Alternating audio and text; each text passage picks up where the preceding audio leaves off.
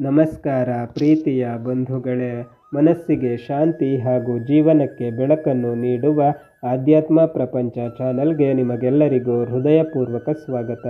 ಭಗವದ್ಗೀತೆ ಅಧ್ಯಾಯ 17 ಶ್ರದ್ಧಾತ್ರಯ ವಿಭಾಗ ಯೋಗ, ಶ್ಲೋಕ 23-28.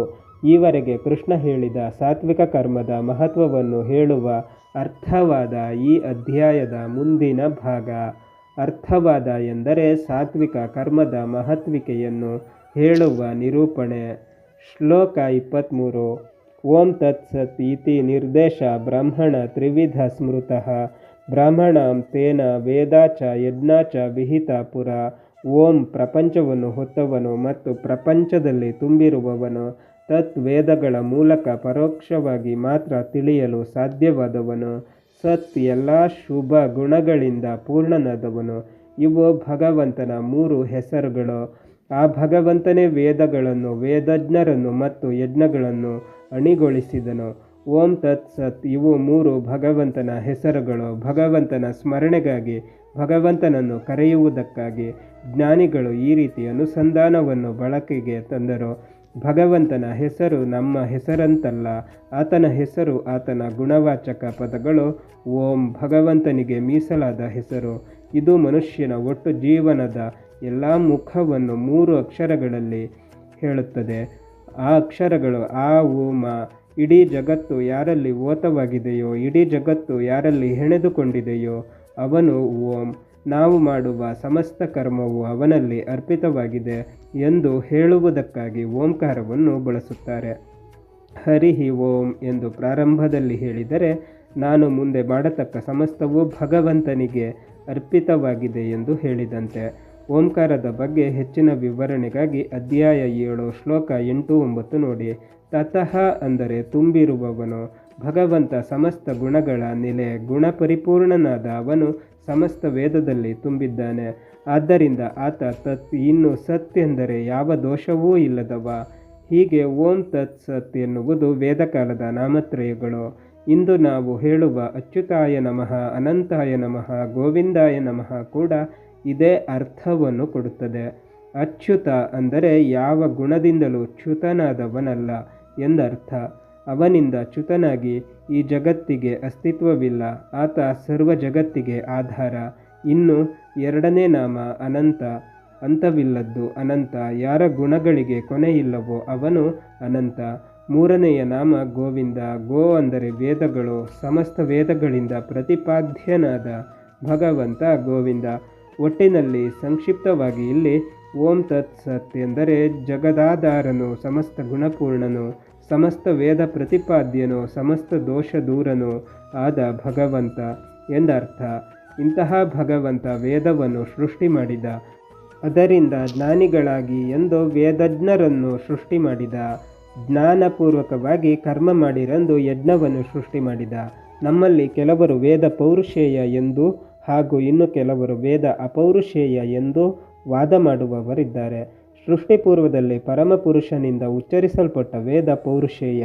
ಇದು ಅನಾದಿ ಅನಂತ ಕಾಲದಲ್ಲಿ ಪ್ರತಿ ಕಲ್ಪದಲ್ಲೂ ಭಗವಂತನಿಂದ ಉಚ್ಚರಿಸಲ್ಪಡುವುದರಿಂದ ಅಪೌರುಷೇಯ ಕೂಡ ಹೌದು.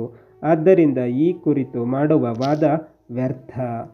ಶ್ಲೋಕ 24. ತಸ್ಮಾತ್ ಓಂ ಇತಿ ಉದಾಹೃತ್ಯ ಯಜ್ಞದಾನ ತಪಃ ಕ್ರಿಯಾ ಪ್ರವರ್ತಂತೆ ವಿಧಾನ ಉಕ್ತ ಸತತಂ ಬ್ರಹ್ಮವಾದಿನಾಂ. ಆದ್ದರಿಂದ ಶಾಸ್ತ್ರದ ಕಟ್ಟಳೆಗೆ ಅನುಗುಣವಾದ ಬ್ರಹ್ಮಚಿಂತಕರ ಯಜ್ಞ, ದಾನ ಮತ್ತು ತಪದ ಕ್ರಿಯೆಗಳು ಯಾವಾಗಲೂ ಓಂ ಎಂದು ಭಗವಂತನ ನಾಮ ಸ್ಮರಣೆಯ ಜೊತೆಗೆಯೇ ತೊಡಗುತ್ತವೆ. ಕರ್ಮದಲ್ಲಿ ಓಂಕಾರ ಬಳಕೆಯ ಮಹತ್ವವನ್ನು ಕೃಷ್ಣ ಇಲ್ಲಿ ವಿವರಿಸಿದ್ದಾನೆ. ನಮಗೆ ತಿಳಿದಂತೆ ಒಬ್ಬ ವೇದಜ್ಞನಾಗಬೇಕಾದರೆ ಆತನಿಗೆ ಓಂಕಾರದ ಉಪದೇಶವಾಗಿರಬೇಕು. ಯಜ್ಞದ ಆದಿ ಹಂತದಲ್ಲಿ ಓಂಕಾರ ಹೇಳಬೇಕು. ವೇದ ಪಠಣದ ಆದಿ ಹಂತದಲ್ಲಿ ಓಂಕಾರವಿರಬೇಕು. ಇದೆಲ್ಲವೂ ಹಿಂದಿನಿಂದಲೂ ಬಂದಿರುವ ಆಚರಣೆಗಳು.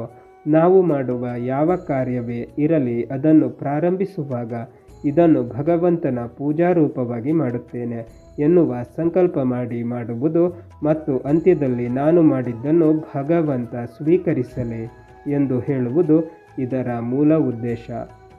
ಹೀಗೆ ಓಂಕಾರ ಹೇಳಿಯೇ ಕರ್ಮ ಮಾಡಬೇಕು ಎನ್ನುವ ಆಚರಣೆ ಹಿಂದಿನಿಂದ ಬೆಳೆದು ಬಂತು. ಈ ಅನುಸಂಧಾನದಿಂದ ನಾವು ಯಾವುದೇ ಪಾರಾಯಣ, ಹೋಮ, ಹವನ, ಯಜ್ಞ, ತಪಸ್ಸು, ದಾನ ಮಾಡಿದರೂ ಕೂಡ ಅದು ಸಾತ್ವಿಕ ಕರ್ಮವೆನಿಸುತ್ತದೆ. ಶ್ಲೋಕ 25. ತತ್ ಇತಿ ಅನಭಿಸಂಧಾಯ ಫಲಂ ಯಜ್ಞ ತಪಕ್ರಿಯಾ ದಾನಕ್ರಿಯಾ ಚ ವಿವಿಧ ಕ್ರಿಯಂತೆ ಮೋಕ್ಷಾಕಾಂಕ್ಷಿಭಿ. ಮೋಕ್ಷ ಬಯಸುವ ಸಜ್ಜನರು ಫಲವನ್ನು ಬಯಸದೆ ತತ್ತೆನಿಸಿದ ಭಗವಂತನಿಗಾಗಿ ಬಗೆಬಗೆಯ ಯಜ್ಞ, ದಾನ ಮತ್ತು ತಪದ ಕ್ರಿಯೆಗಳನ್ನು ಆಚರಿಸುತ್ತಾರೆ. ತತ್ತೆನ್ನುವುದು ಸಮಸ್ತ ವೇದವಾಚ್ಯನಾದ ಭಗವಂತನನ್ನು ಹೇಳುತ್ತದೆ ಎನ್ನುವುದನ್ನು ಹಿಂದೆ ನೋಡಿದ್ದೇವೆ. ಇಲ್ಲಿ ನಾವು ಮಾಡುವ ಕರ್ಮದಲ್ಲಿ ತತ್ ಏನನ್ನು ಹೇಳುತ್ತದೆ ಎನ್ನುವುದನ್ನು ಕೃಷ್ಣ ವಿವರಿಸಿದ್ದಾನೆ. ತತ್ತೆನ್ನುವುದು ವೇದಮಾತ ಗಾಯತ್ರಿಯ ಸಂಕ್ಷಿಪ್ತ ಪದ, ಮೊದಲ ಮತ್ತು ಕೊನೆಯ ಅಕ್ಷರ. ಹೀಗಾಗಿ ಇದು ಗಾಯತ್ರಿ ವಾಚ್ಯ ಭಗವಂತನ ಮುಖ್ಯ ನಾಮಧೇಯ. ತತ್ ಎನ್ನುವುದು ಕರ್ಮದಲ್ಲಿ ಭಗವಂತನು ಕೊಡುವ ಫಲವನ್ನು ಹೇಳುತ್ತದೆ. ತತ್ ಎಂದರೆ ಯಾವುದೇ ಐಹಿಕ ಫಲದ ಆಸೆ ಇಲ್ಲದೆ ಭವಬಂಧನದಿಂದ ಬಿಡುಗಡೆಗೊಳಿಸಿ ಮೋಕ್ಷವನ್ನು ಕೊಡುವ ಭಗವಂತನ ಪ್ರೀತಿಗಾಗಿ ಮಾಡುವ ಕರ್ಮ. ಅದು ಯಜ್ಞವಿರಬಹುದು, ತಪಸ್ಸಿರಬಹುದು ಅಥವಾ ದಾನವಿರಬಹುದು. ಜ್ಞಾನಿಗಳು ದಾನ ಮಾಡುವಾಗ ಕೂಡ ಯಾವುದೇ ಐಹಿಕ ಫಲದ ಅಪೇಕ್ಷೆ ಇಲ್ಲದೆ ದಾನ ಮಾಡುತ್ತಾರೆ. ಉದಾಹರಣೆಗೆ ಅನ್ನದಾನ. ಅನ್ನದ ಅಭಿಮಾನಿ ಲಕ್ಷ್ಮಿ. ಅನ್ನದಾನ ಎಂದರೆ ದಾನ ಸ್ವೀಕರಿಸುವವನೊಳಗಿರುವ ವೈಶ್ವಾನರ ರೂಪಿ ನಾರಾಯಣನಿಗೆ ಲಕ್ಷ್ಮಿಯ ಸಮರ್ಪಣೆ. ಇದೇ ರೀತಿ ಕನ್ಯಾದಾನ. ಕನ್ಯಾದಾನ ಮಾಡುವಾಗ ಕನ್ಯಾ ಪಿತೃಗಳು ಗಂಡಿನ ಆಸ್ತಿ, ಹುದ್ದೆ, ಸಂಬಳ ನೋಡಿ ದಾನ ಮಾಡುವುದಲ್ಲ, ಬದಲಿಗೆ ಹುಡುಗಿಯ ಒಳಗಿರುವ ಲಕ್ಷ್ಮಿಯನ್ನು ಹುಡುಗನ ಒಳಗಿರುವ ನಾರಾಯಣನಿಗೆ ಅರ್ಪಿತವಾಗಲಿ ಎನ್ನುವ ಅನುಸಂಧಾನದಿಂದ ನೀಡುವುದು. ಹೀಗೆ ಮೋಕ್ಷಾಕಾಂಕ್ಷಿಗಳು ಎಲ್ಲ ಮಾಡಿಸುವವನು ಆ ಭಗವಂತ. ಅವನ ಪ್ರೀತ್ಯರ್ಥ ಈ ಪೂಜೆ ಎಂದು ಯಾವುದೇ ಲೌಕಿಕ ಫಲಾಪೇಕ್ಷೆ ಇಲ್ಲದೆ ಕ್ರಿಯೆಯನ್ನು ಮಾಡುತ್ತಾರೆ. ಇದು ತತ್. ಬಂಧುಗಳೇ, ಭಗವದ್ಗೀತೆ ಮುಂದುವರಿಯುತ್ತದೆ. ಅಲ್ಲಿಯ ತನಕ ನಮ್ಮ ಚಾನಲನ್ನು ನೋಡ್ತಾ ಇರಿ. ಎಲ್ಲ ವಿಡಿಯೋಗಳನ್ನು ನೋಡಿ ಶೇರ್ ಮಾಡಿ, ಲೈಕ್ ಮಾಡಿ, ಕಮೆಂಟ್ ಮಾಡಿ, ಹಾಗೆ ನಮ್ಮ ಚಾನಲನ್ನು ಸಬ್ಸ್ಕ್ರೈಬ್ ಮಾಡಿ.